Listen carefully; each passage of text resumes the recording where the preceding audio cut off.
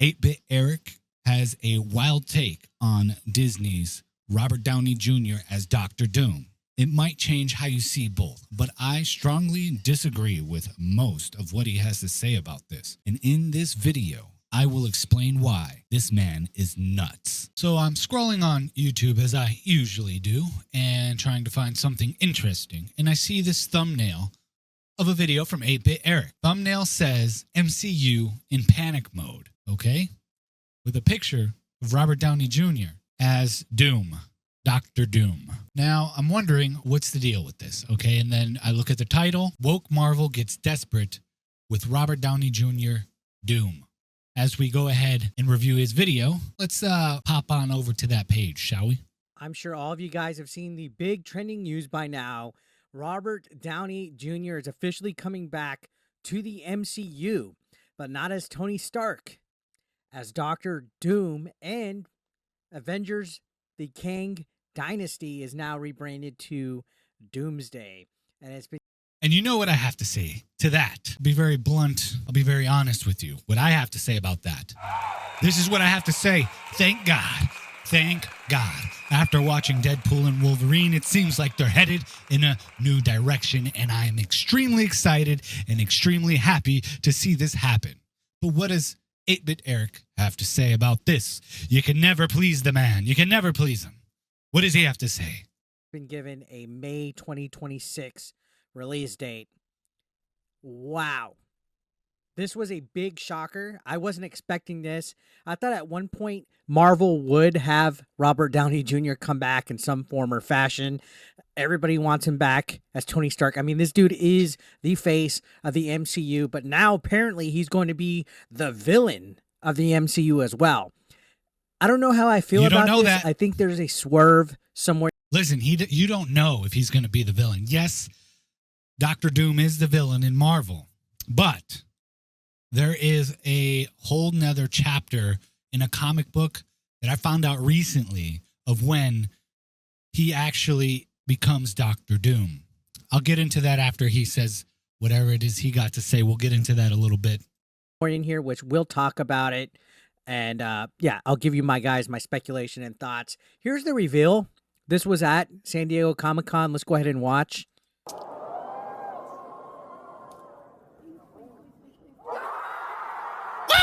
Woo!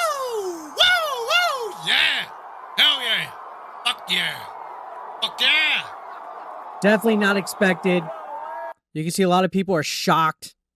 And I like when people are happy. You know, the MCU, honestly, let's keep it real. Since Endgame.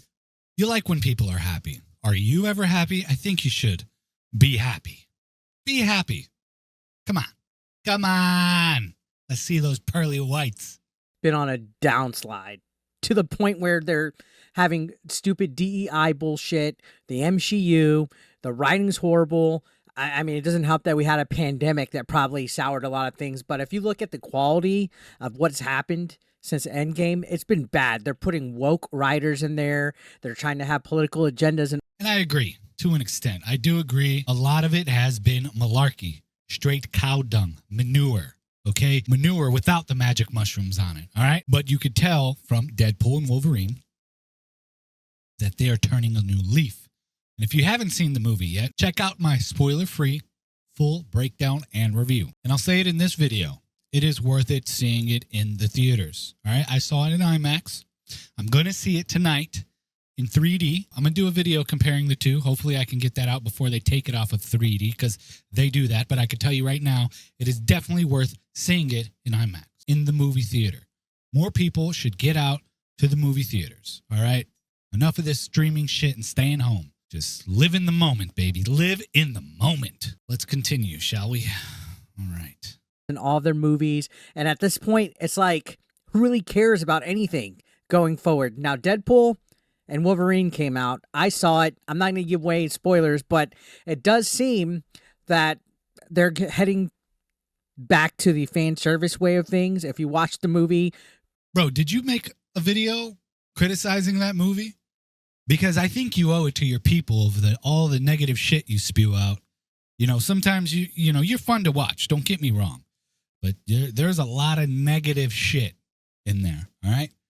let's just take a look at your channel real quick. Anything positive? Can we find anything positive? Now, I understand negativity sells and it gets clicks.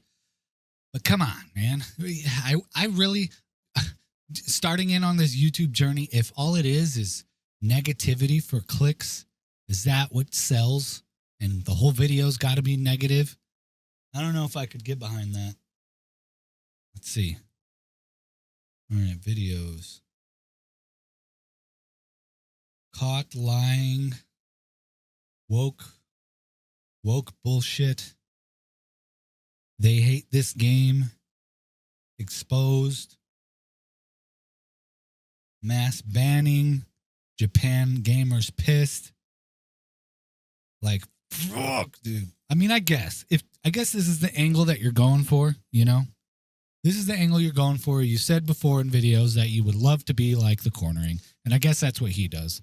But I did stop watching him because of that. Like, I really, if you're constantly watching content where it's all negativity, it can start to affect your mental, man.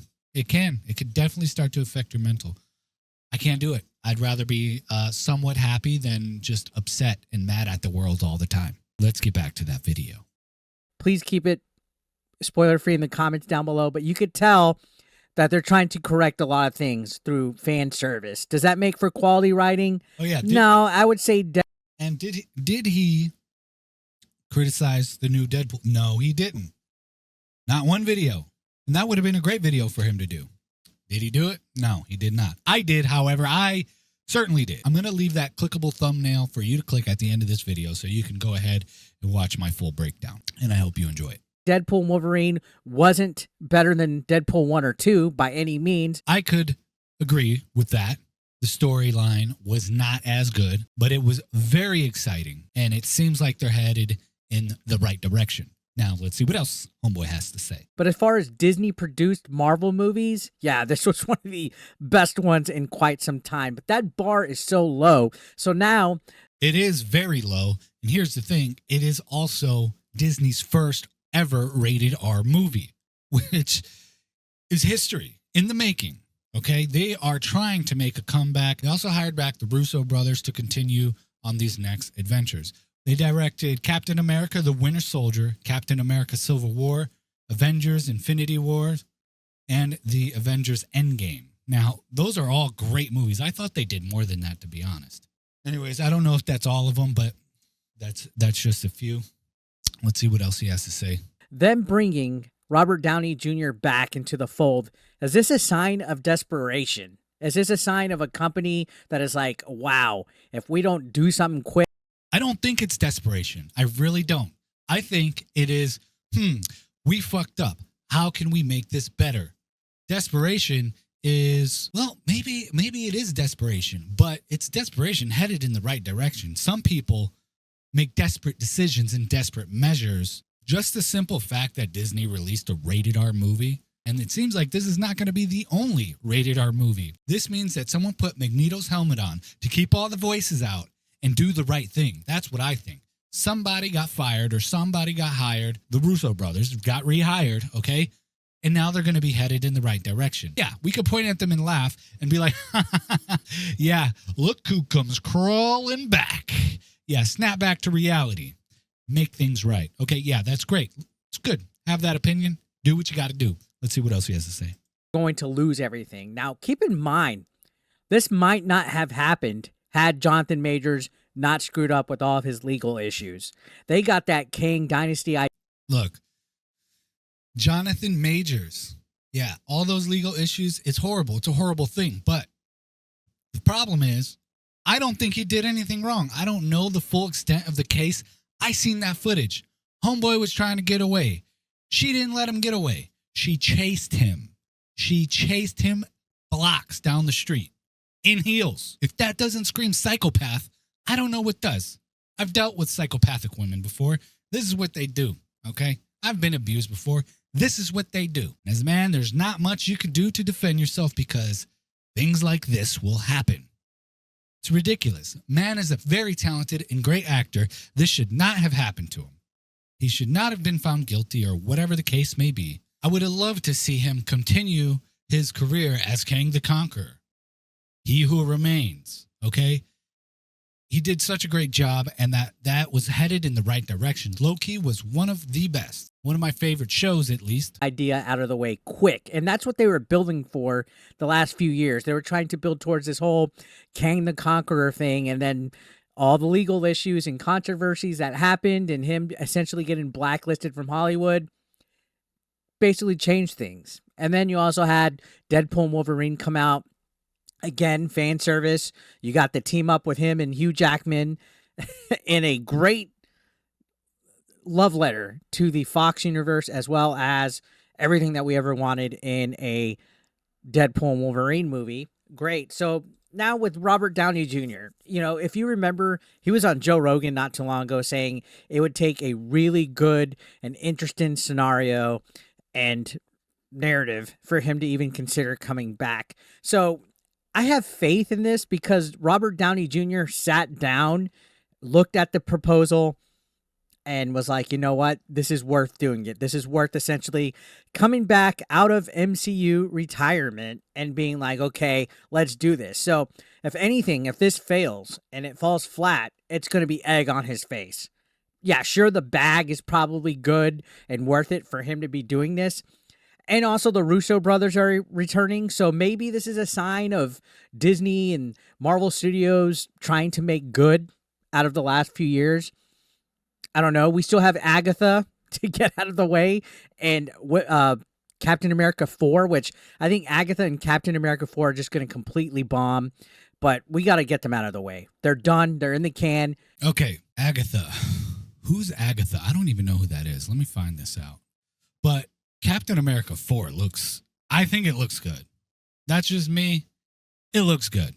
I'm excited for Captain America. Oh, her.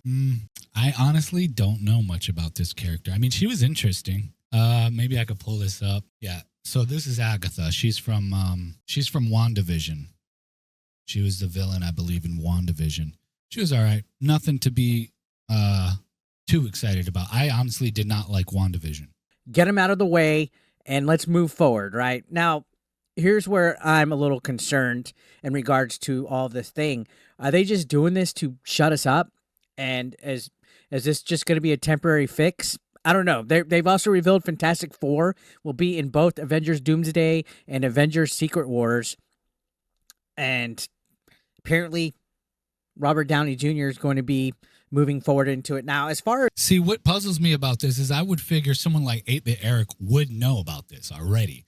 I just recently found out because I did digging about like what could possibly happen. I do think I might purchase the Secret Wars comic books because they seem very interesting and it could give me a little hint at what's coming. But Dr. Doom and Tony Stark, there is a comic out there where they both exist and they're like roommates in college. And Tony Stark is already rich and he barely has to try because he's extremely smart and he has resources to do whatever the hell he wants. Dr. Doom, on the other hand, I don't remember his name, his actual name, but we'll just call him Dr. Doom. He is like jealous of Tony. And he tricks Tony into becoming like a science experiment, so to speak. He tricks him to do something, and they swap consciousness. Except Tony Stark's consciousness is like his memory is wiped, and he's left without nothing. And now Dr. Doom is in Tony Stark's body, so he has all his resources and stuff. Tony Stark still manages to climb to the top of the food chain economically, and him and Doom wind up beefing anyways. And he's about to kill Doom or something like that. Like he builds the suit and everything, even though his whole memory was wiped. And then he mentions to Tony, I can give you your life back. I'm not going to get into it more. I mean, that could possibly happen, and that could be this, and that would be amazing. That would be awesome. So if you remember, in one of the other Iron Man movies, they actually made Tony Stark look younger. He had a hologram. It was him as a kid before his mom and dad died, and he displayed that at a show, and he said, it's bullshit, whatever. This cost X amount of dollars. We threw it in the trash. It's worthless. Anyways, they had that back then, so they might make him look younger and have him in college and have that whole scenario break down. That's one of them. There's many different ways that they can go with this, but that one seemed very interesting if they do something with that, because it is part of the comics. And it seems from the Deadpool and Wolverine movie, they are reaching further into the actual comics, because I looked up a lot of details about this movie. There's a lot of things that are referenced in the Deadpool and Wolverine movie that are of actual comics. And I'm not a comic guy. I don't like to read, so I don't have comics, but I might start getting them because I don't want to wait 100 years for these movies to come out. As swerves go, I think we're still going to possibly see Tony Stark return. We're going to see Robert Downey Jr. return as Tony Stark. I think that's what we're going to see. When you have all this multiverse aspect with variants and different timelines and universes, for all we know, maybe the whole Victor Von Doom thing, and they're just going to have it be a Tony Stark variant. Seems like a cop-out. I think at this point, they just want it to be. Like I said, I don't think that's going to happen. I really don't. I really don't think that's going to happen. I'm wondering if Tony Stark, because The Rock has this in his contract, and maybe Tony Stark does as well, is where they're not ever going to be a villain in this movie. Like, that's why DC did horrible with Black Adam, because Black Adam's a villain. But when The Rock played him, he wasn't really the villain at all. And that's why people hated it.